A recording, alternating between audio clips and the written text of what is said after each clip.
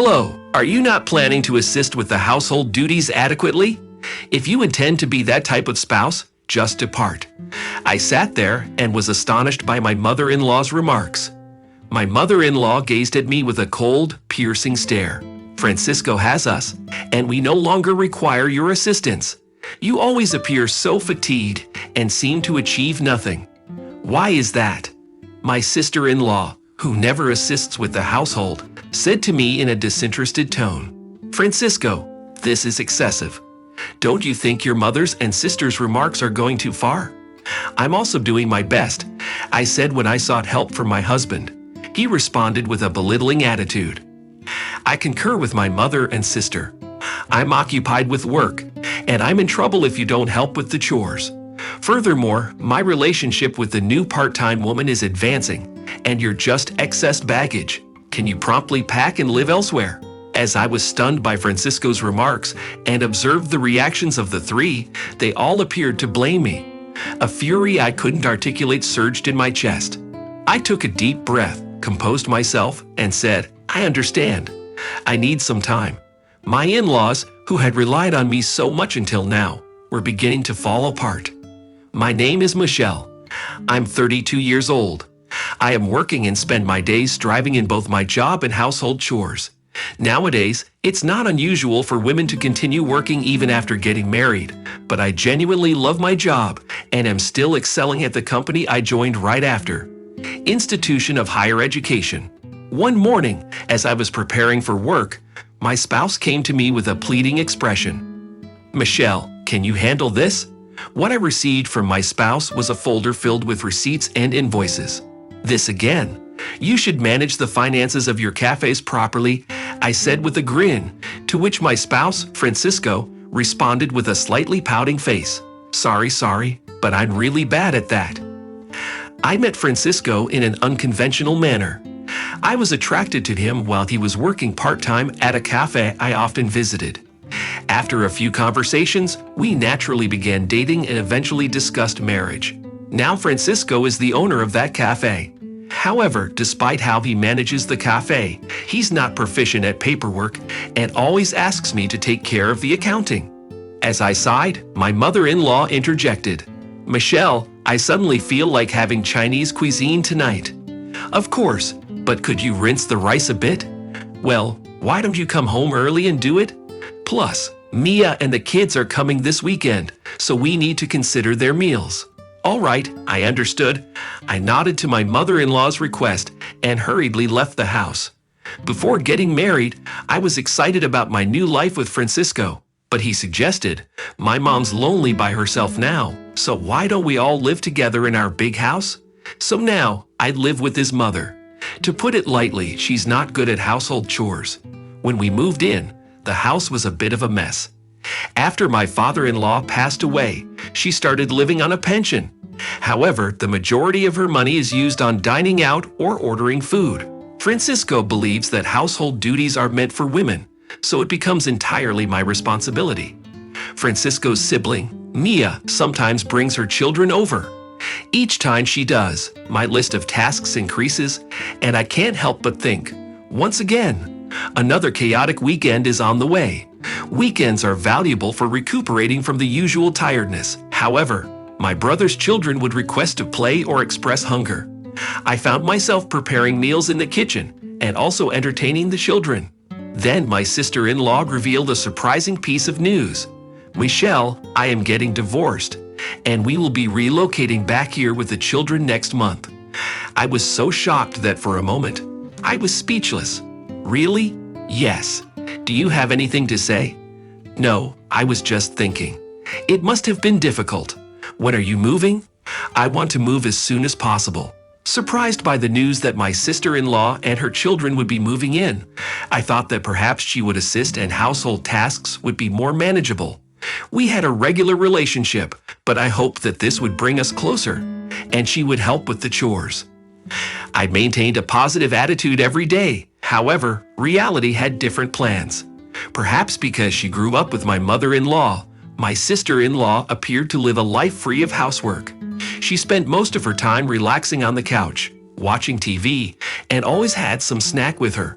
Observing her, I realized her disregard of household tasks may have contributed to her separation. Now, with the added duty of preparing meals for her kids and making lunches for kindergarten, my workload grew and my leisure time decreased. I had expected she would assist, but it was very disheartening that it turned out to be a failure. Then there came a period when my job at the company suddenly became busy. Every day, I would start work early and work overtime. When I returned home exhausted, the room would be overflowing with things, with no space to even walk. Every time I came home and saw the scene, waves of exhaustion would wash over me. On top of that, my mother-in-law and sister-in-law would grumble, like, "Is dinner ready yet?" Or, "Why are you home so late?" When I couldn't handle household chores, my mother-in-law and sister-in-law would say things like, "Michelle, there's a mountain of laundry waiting. Don't slack off just because you're busy." In a cold manner, my mother-in-law added, "Michelle, you're not standing up to your mother-in-law." That's a bit bold. But for the sake of the children, please try a little harder to make homemade meals. My sister-in-law chimed in, "If you have so much free time at home, why don't you help out once in a while?" "What?" "I'm doing household chores," I said in frustration. "Haha, Francisco owns a store, so Michelle doesn't need to work, right?" If that's the case, maybe you should try a little harder at home. Behind their words, I felt the pressure that I need to be doing more. That evening, at the height of my anxiety, I chose to express my thoughts to Francisco. "I have been so occupied recently, and neither mother-in-law nor sister-in-law are assisting with household tasks, so it's really challenging." "Michelle, you're not speaking negatively of our family, are you?" Francisco's gaze sharpened slightly, and I prepared myself. "That's not what I intend, but it's difficult for me to handle everything alone. If you contributed occasionally, things would be a little simpler for me. I'm occupied with managing the store. It's distinct from a regular job. Housework is the wife's obligation, correct?" Even so, a bit let down by his response, I sat and contemplated for a while. A great idea suddenly occurred to me. I had a moment of inspiration. Could this work? I silently clenched my fist. I promptly seized my smartphone, accessed my favorite online store, and began adding necessary items to the cart. After finalizing the purchase, I went to bed content. A few days later, my new electronic household devices, which would become my essential tools, were delivered to our home. The latest washing machine, a cleaning robot that tidies every corner of the room, and a rice cooker that prepares delicious rice without much effort. Each of them was a rescuer, making my daily life just a little bit simpler and more pleasurable. As I was setting up the new washing machine, my mother-in-law and sister-in-law suddenly appeared with astonished expressions. "Wait, Michelle, you got such a fancy washing machine. But the previous one was still in good condition, wasn't it?" Smiling softly, I responded, "The old one took a bit too long, and I heard this new one reduces the laundry time." Their focus then moved to the cleaning robot and the new kitchen gadgets. "See, I've also upgraded these," I mentioned, displaying them a bit. All these items, cleaning robots and convenient cooking gadgets. "Michelle, come over here for a moment," my mother-in-law said. Inside the room, noticing the slightly surprised looks of my mother-in-law and sister-in-law, I smirked to myself. Francisco sat next to me, and the four of us started our discussion. "Hey, why did you purchase so many things?" My mother-in-law raised her voice. "Do you really need all these new gadgets? Isn't it just because you want to make things a bit easier?" she continued. "Well, I thought it would be nice if things around the house could operate a bit more smoothly," I replied with a slightly troubled expression. But my mother-in-law added, "Relying too much on machines, aren't we?" The sister-in-law waved her hand, but I answered, "But Michelle, the gadgets we had can still be used." Francisco nodded in agreement with his sister. In a quiet voice, I murmured, "Maybe you're right." There was a hint of anger in my mother-in-law's eyes. "Are you even considering our household?" I stumbled over my words. "I really am, but I'm just a bit exhausted." My mother-in-law raised her voice. "Enough. I can't believe you're our daughter-in-law." The sister-in-law, with a repulsed expression, remarked, "I'll watch over Francisco." We don't need someone like you here." When I gazed at Francisco, he uttered icily, "I comprehend what Mom and Sis are saying. It's a bit challenging to have a wife who doesn't engage in domestic chores." Observing Francisco's countenance, I felt despondent. He continued with a chilly grin, "I have my own store, so I determine how to utilize my money. But being with someone who splurges on anything and everything might be arduous. Why has it come to this?" Despite being unsettled by his words, I gazed into Francisco's eyes and serenely stated, "All right, I'll seek a new residence." "That's preferable. Finally, you understand."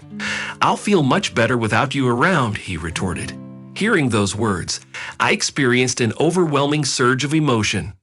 I retrieved something I had already prepared from a corner of the room. In my hand was a divorce document already completed. I had it on hand expecting that something might occur someday. "Oh, you had this prepared beforehand. Well, it doesn't matter. I'll sign it."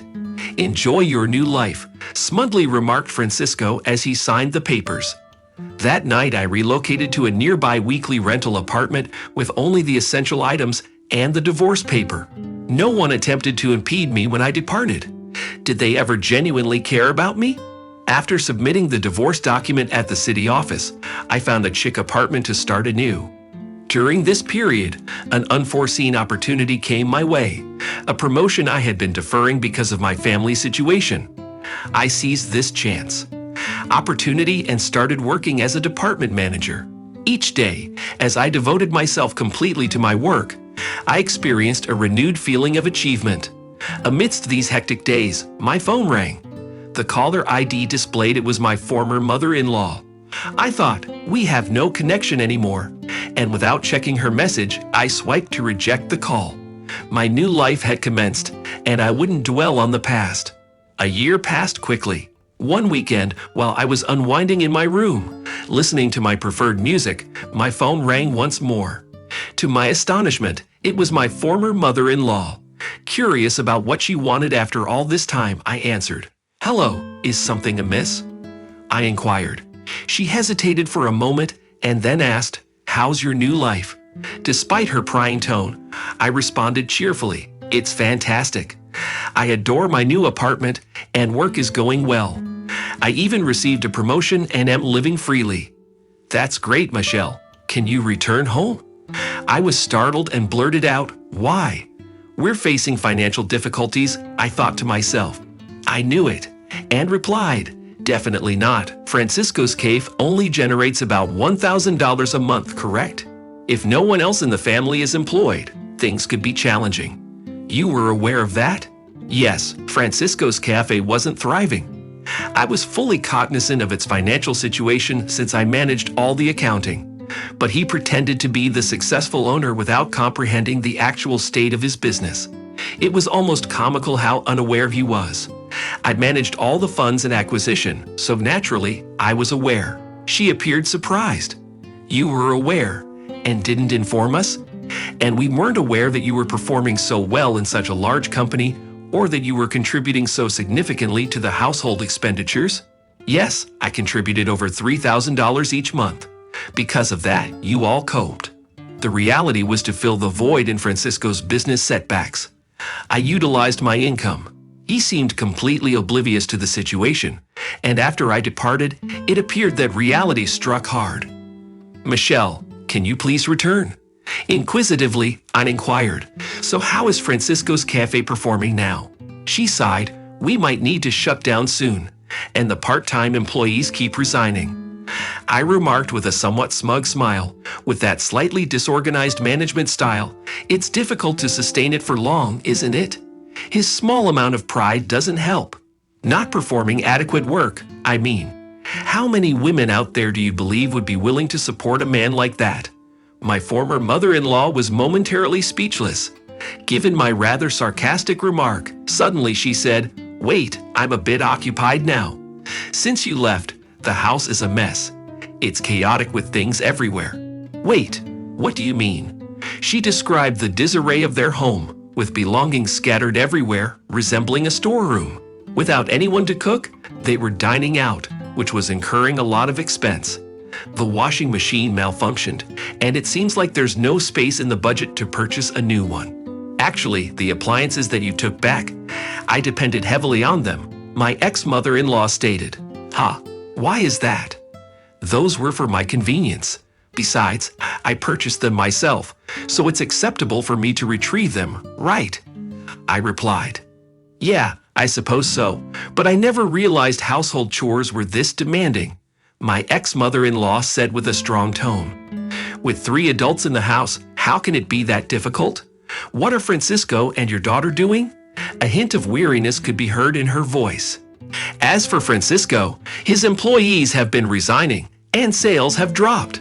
As soon as he found out, he became really disheartened and has just been idling around at home. What? But Francisco used to spend his money from the store without any restraint, right? On top of that, Mia doesn't contribute at all. She doesn't do anything around the house and even receives her allowance from me. To be honest, living on just my pension for the 3 of us is really tough. Mia once told me that I was unnecessary because she was there. I responded with a hint of sarcasm. My ex-mother-in-law desperately said, Michelle, we're really in trouble. Living on just my pension for the 3 of us is quite challenging. I have no intention of returning to that house. It must be hard living with all the baggage. She seemed to be at a loss for words. Seeing her like this made me feel a bit sorry for her. But as I was about to hang up, my ex-mother-in-law seemed eager to say something more. Michelle, I'm really sorry. Can you reconsider? Her voice seemed a bit fatigued. I ponder if we can ever spend days together with grins again. Was it that challenging without me? I responded with a combination of astonishment and serenity. After a brief pause, my former mother-in-law took a deep breath. Yes, there's actually a problem with the property tax. We might have to relinquish the house. I understand, but I really don't want to get involved anymore. Decide what you're going to do with your family. I hung up without waiting for her next words. Afterward, I arranged it so I wouldn't receive any more calls from her. In my chamber, clutching my preferred mug filled with fragrant coffee, I relished my time alone, gazing at the outdoor scenery. A smile spontaneously appeared on my face. A few months later, when I passed by the cafe where Francisco used to work, I noticed the place was now tranquil and vacant. Recalling its previous liveliness, I felt a bit wistful. It seems they really closed the shop. While strolling around the historic district, I became inquisitive about my former in-laws' residence and saw a sold sign. Coincidentally, I ran into an old neighbor in town. According to her, those 3 had swiftly sold their house and relocated to a small apartment nearby. In their new abode, there were constantly loud disagreements and even the odor of refuse. It seems the neighbors are quite annoyed, and it has become a bit of local hearsay. It must be challenging for them, I thought, but with a bit of endeavor, life can change. I wonder why they don't attempt. As I gazed at the old house, these ideas roamed through my thoughts. Many things have occurred since that time, but I'm embracing each day to the maximum.